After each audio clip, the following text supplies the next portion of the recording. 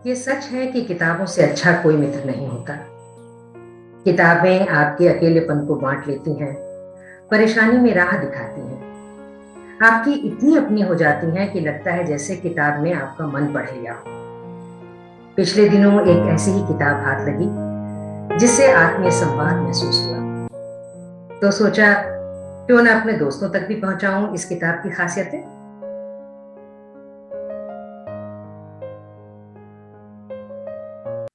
मैं बात कर रही हूं हाल ही में प्रकाशित सुविख्यात लेखक ध्रुव गुप्त के लेख संग्रह की, जिसका शीर्षक है फिर तेरी कहानी याद आई।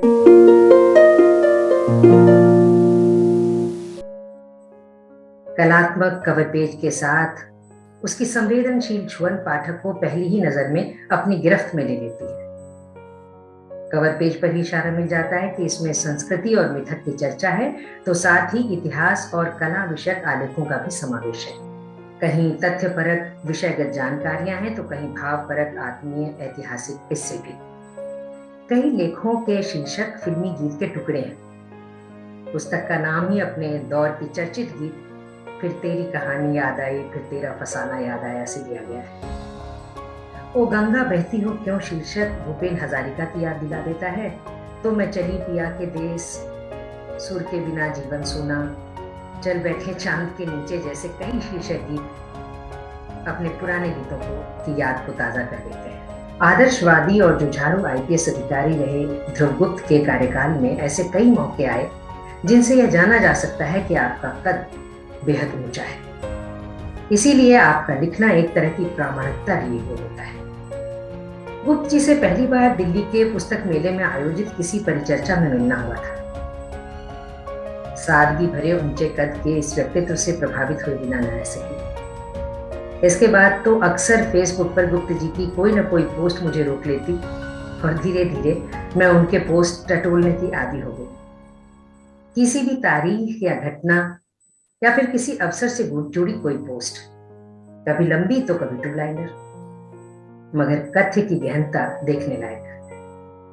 गुप्त जी की अब तक कई पुस्तकें प्रकाशित हो चुकी हैं, जिनमें कविता संग्रह, गजल संग्रह, कहानी संग्रह और लेख संग्रह शामिल है। ईमानदारी और सही जानकारी का होना आपके लेख की यूएसपी है। फिर तेरी कहानी याद आई में ऐसी कई कहानियां बिखरी पड़ी हैं जिनसे अपने इतिहास को जाना जा सकता है। ऐसे किरदारों को पहचाना जा सकता है जो समाज के बनने में अहम रहे हैं, मगर जिन्हें समाज ने भुला दिया है।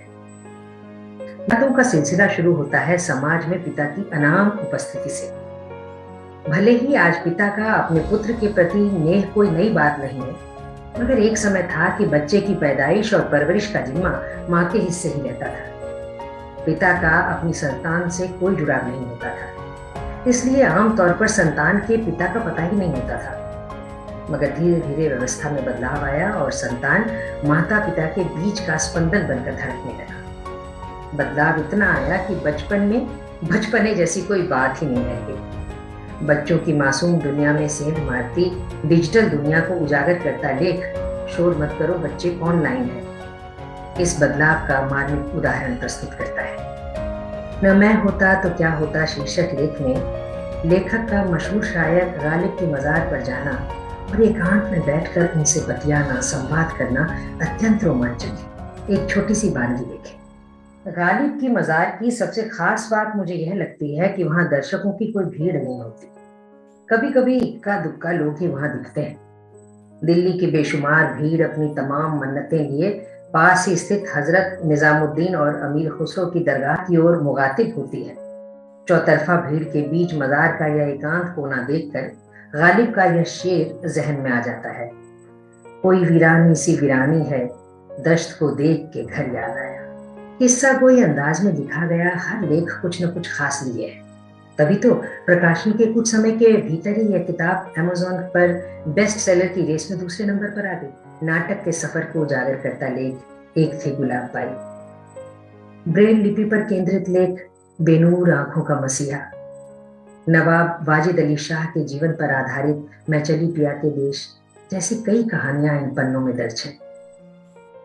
याद भरी कहानियों का सफर जहां जाकर ठहरता है और सांस लेता है, वहां है एक छोटा सा बच्चा बिरहा गाता अपनी कहानी सुनाता, न्याय की गुहार लगाता इस संवेदनशील लेखक को बता जाता है कि आप कितने ही शक्तिशाली क्यों न हो, आपके भीतर न्याय के लिए लड़ने की संवेदना होनी चाहिए।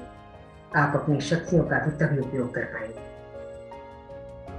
इस घटनाक्रम पर ठहर कर लगता है जैसे पाठक भी अपने जीवन के ऐसे प्रसंगों को तलाशने लगा हो जहां कुछ सार्थक करने का अवसर उसके भी पास आया था।